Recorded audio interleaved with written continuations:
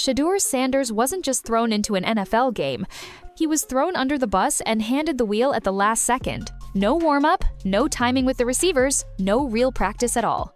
But somehow, he was expected to walk onto the field mid-game and look like a savior. And if you think that was just bad luck or unfortunate timing, think again. Because behind the scenes, what really happened paints a much darker picture. The stadium erupted. You could feel the energy shift the moment Shedeur jogged onto the field.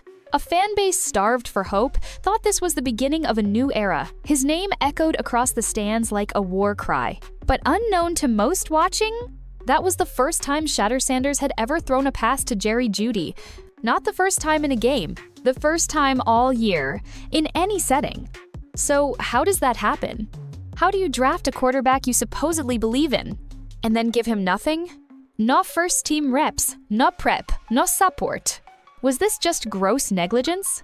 Or is there something more intentional going on inside the Cleveland Browns front office? Because today, we're diving into one of the most controversial rookie debuts in years. Not just for how bad it looked, but for how avoidable it all was. The Browns were leading the Baltimore Ravens 16-10 at halftime. Rookie quarterback Dillon Gabriel had done enough to get by managing the clock, avoiding major mistakes.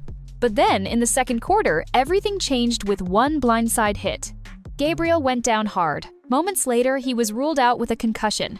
Just like that, the rookie backup Shadur Sanders was told to put on his helmet and go win them the game. A kid who hadn't taken a single first-team snap all season was about to step into a live NFL game against one of the fastest, most physical defenses in the league. And it wasn't preseason. This was Baltimore in November, a must-win divisional matchup, in a stadium packed with fans ready to believe he could be the future. And at first, it even felt like that was possible. When Shedeur ran onto the field, the crowd exploded. Cleveland isn't shy about showing love when they're desperate for a hero. This team has lived in quarterback limbo for decades, names they don't even bother printing on jerseys anymore because they're outdated in 6 weeks. And now, here was this kid, the son of Prime himself, stepping in with swagger, pedigree, and hype. It felt like a Hollywood moment, but what happened next was anything but cinematic. Because while fans were chanting his name and cameras zoomed in on his face, one terrible truth was becoming clear to everyone watching closely. Shadur Sanders wasn't ready, and it wasn't his fault. On his first pass attempt, confusion. The timing was off. His second throw late, under pressure, missed badly. The offense looked like it was crumbling before it even began. And within a handful of plays, the truth came crashing down. This wasn't a game plan thrown off by a sudden injury. This wasn't a rookie feeling the nerves. This was a quarterback trying to run his first full-speed offense with players he had never worked with, not once. Let that sink in for a second. No practice reps, no in-game chemistry, no real opportunity to prepare. And yet, he was expected to be sharp, poised, and NFL-ready with zero meaningful experience to draw from on that field. This wasn't a last-minute substitution. This was an ambush, disguised as an opportunity. Something the coaching staff should have seen coming and should have been prepared for. Because this is the NFL. You plan for injuries. You train your backups like they're one hit away from taking over the season. That's standard. Veterans like Cam Newton have talked about this before, how even when they were MVP frontrunners, their backups got reps in every practice. 6 to 12 snaps, minimum, just in case. Not in this case. Kevin Stefanski later admitted it himself. The first real snap Shadur Sanders ever took with the starters came during this very game. Not the week before, not in training camp, not even in walkthroughs. His NFL debut was his introduction to the starting offense. So, naturally, he struggled. Of course, he looked shaky. And yet somehow, people still rushed to criticize the stat line: 4 completions, 47 yards, 2 sacks, and a pick, as if numbers can explain what it means to play blind. The outrage isn't just about how Sanders played, it's about how the Browns let it happen. They didn't just set him up to lose. They handed him a locked playbook, a mismatched offense, and told him to go beat the Ravens. And in doing so, they might have damaged more than just one game. They might have broken the trust between a young QB and an already unstable franchise. Here's the part that makes this entire story feel less like bad luck and more like a predictable mess. Because if you followed the Cleveland Browns for more than 5 minutes, you know one thing: their quarterback room is where careers go to die. From Johnny Manziel to Brandon Weeden, Colt McCoy to Deshaun Kaiser, Baker Mayfield to Deshaun Watson, it's a graveyard, a carousel with no exit. And for some reason, the Browns just never learn. Instead of building around stability, they keep resetting, betting the future on unprepared rookies, shipping out veterans, and repeating the same doomed formula. This season? The same story, just with different names. Let's rewind. The Browns started the year with not one, but two rookie quarterbacks, Dillon Gabriel and Shadur Sanders. Both young, both untested, both needing guidance, development, mentorship, something to grow into. So what did the front office do? They traded away every ounce of veteran experience they had. No Jacoby Brissett, no Joe Flacco, no Kenny Pickett, no fallback option, no steady hand, no one to help carry the room. Instead, they surrounded two rookie QBs with each other. That's it. Not even a journeyman guy pulling scout team drills, just rookie-on-rookie mentorship. You'd expect that kind of shrug from a rebuilding team tanking for draft picks, not from a team that publicly claims it's ready to compete now. And here's where it gets worse. Shedeur wasn't getting any reps with the ones. Not a few reps. Not limited reps. 0. Zero first-team snaps. Zero chemistry built. Zero real game preparation. He wasn't even running the offense he'd eventually be asked to operate. And yet, the Browns spent draft capital to move up and get him. You don't do that if you don't see upside. You don't trade assets to grab a QB, just to have him standing around as a glorified fan with a headset on. So who's really to blame for how that debut played out? Because if you've been around this league long enough, you know this truth. Good organizations prepare their quarterbacks for anything. Great ones prepare every quarterback, even the guy expected to sit all year. Look at how the 49ers handled their QB room. Brock Purdy wasn't supposed to play a single down his rookie season, but they still gave him practice time. They let him build a rhythm with the team just in case. And when that just-in-case moment came, he took it and never looked back. Meanwhile, in Cleveland, Shedeur's next man-up moment wasn't some emergency plan. It was an accident waiting to happen. It's not just about one bad game. It's about patterns, habits, a culture that never gets fixed. Think about how many quarterbacks this franchise has drafted, hyped, and dumped over the past 10-15 years. It's never we failed to develop him. It's always, he wasn't the guy. We've seen it already this year. Joe Flacco? Gone. Kenny Pickett? Quietly shopped for picks. They're moving pieces like it's a rebuild, but expect wins like they're contenders. That's not strategy. That's chaos.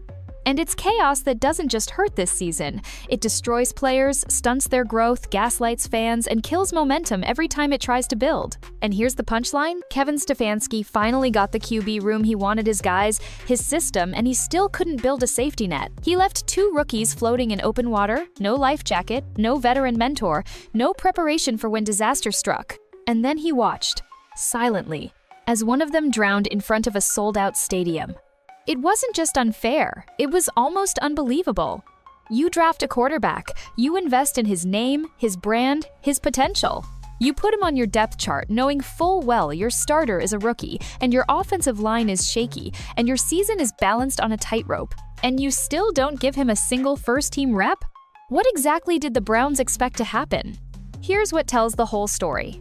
After the game, Shadur Sanders was asked about his chemistry with Jerry Jeudy, his supposed WR1, the top dog in Cleveland's receiver room. And he said something that should have set off alarms all across the NFL. That was my first ball to him all year. We just need to get comfortable even throwing routes. Wait! His first pass in the entire year to the team's WR1 came during a live game against an elite defense. In front of 70,000 fans? That's not lack of rhythm, that's organizational negligence. Every coach talks about next man up. But for the Browns, next man up apparently means good luck out there, figure it out on the fly.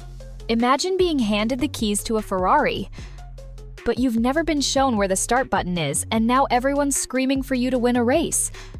When you stall the engine, they call you a bust. And that's where the entire narrative becomes dangerous. Because the moment the final whistle blew, headlines weren't talking about what Shadur didn't get. They were only focusing on what he didn't do. 4 completions, 13,5 passer rating, 1 interception, 2 sacks, a 25% completion rate. But let's flip the question. How exactly was he supposed to succeed? The offensive line collapsed almost immediately. The playbook shrunk down to protect a quarterback who'd never run it at full speed. The receivers? Half of them likely ran routes he wasn't even repping in practice. This wasn't football, this was crisis management. Even elite quarterbacks need timing. They need rhythm, trust with their weapons, feel for spacing, language, nuance. All of that is built in practice, not in the third quarter against a playoff-bound defense. And then there was how the team responded. No one rallied around him. No sideline support. Just Shedeur sitting alone on the bench postgame, not throwing tantrums, not making excuses, just sitting. And for that, he got criticized too. Some fans and even analysts accused him of making it about himself, as if he was pouting or playing victim. But here's what they didn't see. Shedeur wasn't sulking, he was taking ownership. He gave one of the most mature answers of the entire day when asked about the fan reaction, saying, quote, "I'm extremely thankful, but I don't like Gabriel not feeling confident. It puts everything in a tough spot and it's not helping the team." That's a 2-3-year-old rookie, fresh off one of the most brutal debuts in NFL history, thinking not about himself, but about his teammates' confidence. Respect, accountability, team-first focus. Ironically, it's the exact personality trait the Browns claim to value in their franchise QBs. And yet, they gave him no tools to succeed. So again, how do you expect him to win? Because it's not just about stats, it's about structure. It's about giving young players the support, practice, and reps they need to have any chance of competing at this level. Take away all of that, and you're not evaluating talent, you're setting a trap. And the worst part? They made it look like an opportunity. But underneath all that hype, the truth is simple. Shadur Sanders never had a shot. Not in that game, not with this setup, not in Cleveland. By the time the Monday morning headlines dropped, you would have thought Shadur Sanders personally tanked the Browns' entire season. Overhyped rookie implodes in debut. Browns fall apart. Behind Sanders' brutal first game. Bust watch immediately? Across sports radio, talk shows, and highlight reels, the message was the same. Shedeur wasn't ready. But not many asked. The more important question, was he ever given a real shot to be? No one stopped to talk about the fact that this guy, again a rookie, thrown in cold, was up against the Baltimore Ravens defense, one of the fastest, most disciplined, and destructive units in the entire AFC. These weren't preseason benchwarmers. These were playoff savages, trained to feast on inexperience. Most defenders actually admitted after the game that the moment Shedeur entered, they knew he was in over his head. Not because he lacked talent, but because he had no rhythm, no command, no chemistry with the offense. One Ravens linebacker even said, "With all due respect, I think he's going to be a great player. I respect the family, I respect the name, but at the end of the day, he's a rookie, and defenses should handle rookies." And they did. But the bigger story is this. Why was Shadur forced to walk into that hurricane without an umbrella and then blamed for getting drenched? Let's talk about his stat line. 4 completions, under 50 yards, a brutal 13.5 passer rating. Those are historically bad numbers. No one's denying it. But numbers without context are just noise. Brandon Weeden, arguably one of the Browns' least successful quarterbacks, ever posted a nearly identical debut, and HE got first-team snaps for weeks leading up to the game. Terry Bradshaw, a Hall of Famer, once posted a similar opening performance with a full training camp as the starter. But Shedeur? He threw his first pass to Jerry Jeudy live, in real time, during an actual NFL game. That's not development, that's roulette. Almost nobody in the media reported that. They didn't highlight the fact that he got 0 reps with the starters all season. They didn't talk about the collapsing offensive line, or the fact that the playbook was stripped down to the bare bones. Because drama sells better than development. Saying Shadur Sanders failed gets more engagement, more outrage, more clicks. But saying Shadur Sanders wasn't set up to succeed makes people think a little harder, and that's not what hot take media is built for. Instead, they showed a few lowlights out of context, played slow-motion clips of him missing open throws, and then flashed the scoreboard. No one mentioned the final drive, the one glimmer of hope when, against all odds, Shedeur led a scoring attempt in the closing minutes. Under-resourced, outmatched, and still fighting. He hit Harold Fannin Jr. for 26 yards. He connected with Jerry Jeudy for a solid out route. He moved the ball cleanly, efficiently, with backup receivers against a defense that had been dominating all day. That moment mattered, because it showed the truth the numbers couldn't. This kid isn't helpless. He's raw, he's green. But there's something there. And that's where the entire narrative falls apart. It's easy, almost too easy to bury a rookie after one hard outing. But good franchises don't throw talent away after a rocky start. They regroup. They review film. They teach. They develop. The Browns? They've had more quarterbacks than wins some seasons. So, maybe, just maybe, then the problem in Cleveland isn't underperforming players. It's underprepared leadership. Here's what most people still aren't grasping. It wouldn't have mattered if it was Shadur Sanders or Patrick Mahomes himself. No one wins in that situation. Because what Shedeur walked into wasn't just a football game, it was a controlled demolition in progress. The protection at the line? Non-existent. The receivers? Cold. The playbook? Gutted. He wasn't playing quarterback, he was playing survival. Let's look at the tape. From the very first snap, Baltimore dialed up pressure without respect. Why? Because they knew what everyone in that stadium didn't. Shedeur couldn't read half the field. Not because he lacked intelligence, but because the coaches didn't trust him with more than a few watered-down packages. The full Cleveland offensive install shrunk down to maybe a dozen usable plays, the kind you see in high school walkthroughs. He wasn't allowed to audible. He wasn't given complexity. His average throw traveled less than 3 yards. That's not fear, that's restriction. And it's telling. The Browns coaching staff clearly made a decision before the game. If Shedeur plays, we're minimizing the risk. Not maximizing his potential, minimizing their exposure. That's a doomed mindset. A rookie QB doesn't grow by hiding from the moment. He grows by experiencing it, preparing for it, repping it. Even just 10 or 15 snaps with the first team in practice could have made the difference. Something. Instead, they closed the playbook on him, then threw him into the fire and asked, "Why didn't you perform?" It's like giving a firefighter a garden hose and blaming him when the house burns down. Then look at the offensive line. Within 2 drives, Cleveland's front 5 had collapsed under Baltimore's front 7, exposing Shedeur to hits before he could even finish his drop. He bailed backwards on nearly every passing play, not because he's poorly coached, but because his instincts were screaming run. And those habits? They didn't just appear that day. They came from Colorado, where he played behind arguably the worst O-line in college football. At Colorado, panic mechanics kept him alive.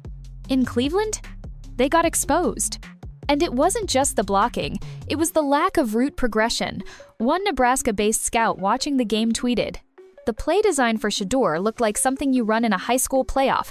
No motion, no misdirection, no option layers. They didn't open the book, they just handed him a page. It turned the offense into a punchline." The Browns weren't just unprepared for Shadur Sanders to play, they were actively unprepared for anyone to play quarterback if Dylan Gabriel went down. There was no contingency plan, no adaptability, no creativity. So ask yourself this. If Mahomes got thrown in under those same conditions, zero chemistry with receivers, no first-team practice time, behind a busted line, with a condensed playbook, would even he have looked elite? Maybe not. In fact, probably not. Because greatness doesn't just come from talent. It comes from the system that surrounds it, the coaching that unlocks it, and the trust that empowers it. The Browns gave Shedeur none of that. What they did give him was a target on his back, soaring expectations off the bench, a viral debut, and then silence when it all fell apart. So when you see Shedeur overthrow a route by 2 steps or hesitate on a slant, don't mistake that for fear. That's the product of hesitation, not from within the player, but from the scheme that restrained him, from the coaches who didn't believe in him until they were desperate. And even then, they still didn't let him cook. They just let him burn. Here's the part no box score will ever show. The part that blew past most media headlines, drowned out by stats, memes, and scorching hot takes, because it didn't fit the narrative they were trying to sell. After suffering through one of the worst quarterback debuts in modern NFL history, with cameras in his face, the stadium turning quiet, and analysts already sealing his fate, Shadur Sanders didn't point fingers. He didn't lash out. He didn't crumble. He owned it. "I don't think I played good. I don't think I played good at all," he said bluntly at the post-game press conference. No excuses, no cover-ups, no ego. Just a rookie emotionally wrecked, standing in front of the world and telling the truth.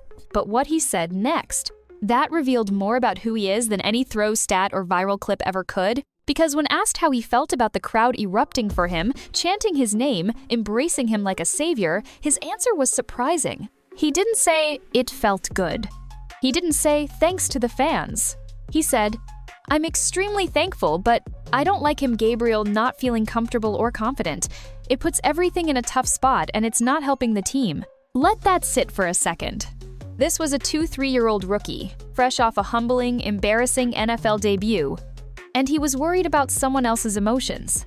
Someone he just replaced, someone that fans were ready to forget the moment he went down. Most young players would have soaked in the spotlight. Shedeur? He deflected it because he knew the moment wasn't really about him. That's a level of maturity you don't expect in year one. That's leadership when no one asked for it. That's exactly what this team and this league needs more of. And, ironically, it's the same character trait the Browns' front office always claims to value. Poise under pressure, team-first mentality, high football IQ on and off the field. Yet when this guy showed all three, they gave him the cold shoulder. He was left to sit by himself on the bench. No teammates huddling around him. No offensive coordinator calming him down. No mentoring vet talking him through the reads or helping him reset between drives. And still, he didn't yell, didn't point at the O-line, didn't throw his receivers under the bus for running the wrong route or dropping balls. He sat quietly, took the heat, and blamed nobody. Meanwhile, across that very same field was Lamar Jackson, a 2-time MVP, a guy who came into the league as a doubted dual-threat quarterback with personality, confidence, and swagger. He saw Shedeur. He reportedly looked for him after the game, hoping for a quick word, maybe even some quiet encouragement understanding, from one phenom to another, what it means to carry the weight of a name and a franchise. That moment mattered, because anyone can lead when everything's going right. But true leadership is revealed when everything falls apart, and you still keep walking forward. That's what Shedeur did. And that's why Browns fans, the same ones who were booing by the third quarter, were still chanting his name by the final drive, despite the ugly numbers. Because deep down, they saw something in the way he handled it. Not perfection, not a polished product, but a spark. A calm in the storm. A rookie who didn't ask for hype, who didn't beg for sympathy, just a fair shot. Which, so far, he hasn't gotten. There's one thing you can never take from Cleveland fans: hope. Year after year, quarterback after quarterback, even as chaos unfolds in front offices and coaching staffs, the fans show up. They chant, they believe, they want badly for the next guy to finally be the guy. And on that Sunday afternoon, when Shadur Sanders stepped onto the field, that belief hit its highest point all season. You could feel it. The stadium didn't just cheer, it erupted. It sounded like a playoff run was beginning. Fans held up next prime signs. The moment felt iconic before a snap had even been thrown. But that energy didn't come from logic. It came from desperation. Because Browns fans are tired of being here. Tired of resetting every 6 to 12 months. Tired of new faces and fading flashes, untapped potential, and systems that implode before they even stabilize. They weren't rooting for Shedeur so much as they were rooting against history. Begging the universe to let this kid be the one to break the cycle. But real hope requires real strategy. And what the Browns keep serving up is empty optimism propped up by poor management. Think about it. They traded away Joe Flacco, a veteran with actual playoff experience and leadership. They dumped Kenny Pickett, a former first-rounder who hadn't even hit his development ceiling. And they surrounded not one, but 2 rookie QBs with no veteran mentor, no emergency stabilizer, just vibes, draft capital, and panic buttons. This isn't a strategy.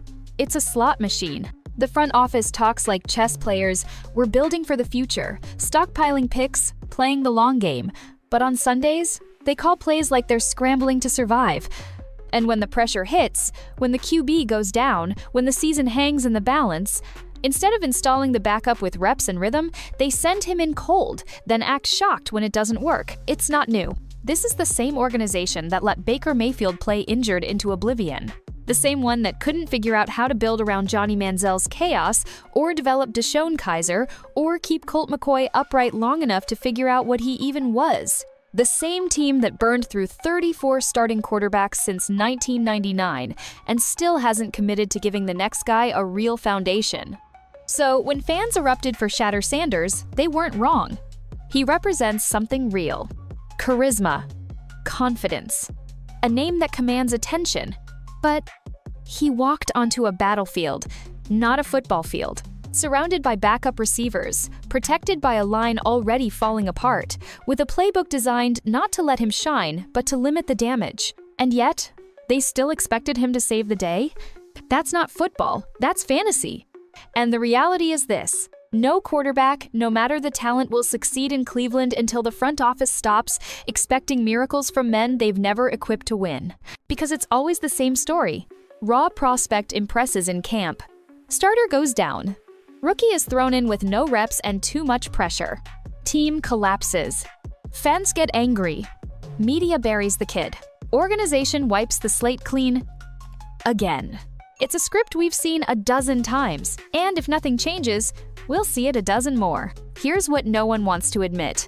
Shadur Sanders wasn't just unprepared. He was never supposed to succeed. And once you accept that, once you really look at the full picture, his entire NFL debut starts to make a lot more sense. Because if the Cleveland Browns wanted him to succeed, it would have started long before kickoff. It would have started in training camp. It would have started with even 2 or 3 meaningful reps a week with the starting receivers. It would have started with coaches planning for the unthinkable instead of pretending it couldn't happen. But they didn't. Because in their minds, it probably wasn't worth the energy. To them, Shedeur wasn't a week 1 starter. He wasn't the guy they tagged as next. He wasn't the chosen one for this season, so they treated him like a footnote in the quarterback room. And when the moment arrived, when desperation knocked on the door and fate forced their hand, they pushed him onto the field and hoped for magic. That's not development, that's damage control. That's negligence, disguised as faith. In another organization, one with structure, foresight, intention, none of this happens like it did. In another city, under another head coach, this might have been a breakout moment. A spark. A prelude to something bigger. But in Cleveland, it was a burial dressed up like a birth. Sure, they'll say otherwise. They'll say the play calling was cautious because he's young. They'll say the protection issues weren't predictable. They'll say, we support all our quarterbacks. But actions always drown out noise. And the actions in this case? They scream one message louder than anything else. They weren't protecting the quarterback. They were protecting the narrative. The front office wants to look like it's building for the next 5 years. The coaching staff wants to look like they're unshaken, like they don't panic when plans fall apart. And fans? They're so desperate for any spark of hope that they'll clap through the silence. But Shedeur's debut wasn't hope, it was an ambush. No chemistry with WR1. No timing with his line. No full-speed playbook tested in live drills. No leadership surrounding him on the sideline when trouble hit. And yet, he was expected to lead an NFL comeback in one of the loudest moments of his life. Let's call it what it is, a rigged test disguised as an opportunity. The worst part?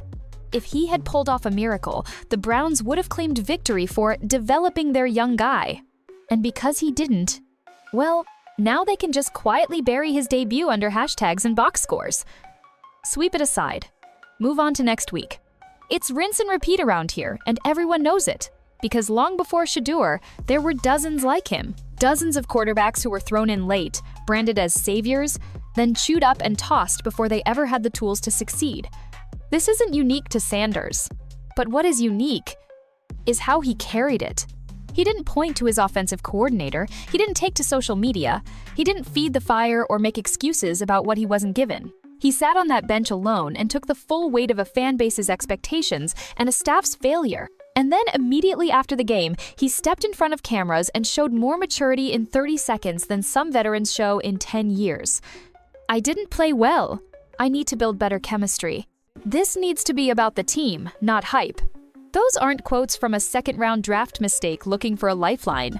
Those are the words of a professional, a leader, a quarterback, one who could have been something in Cleveland if only Cleveland had ever believed in giving him a chance to start with. And now?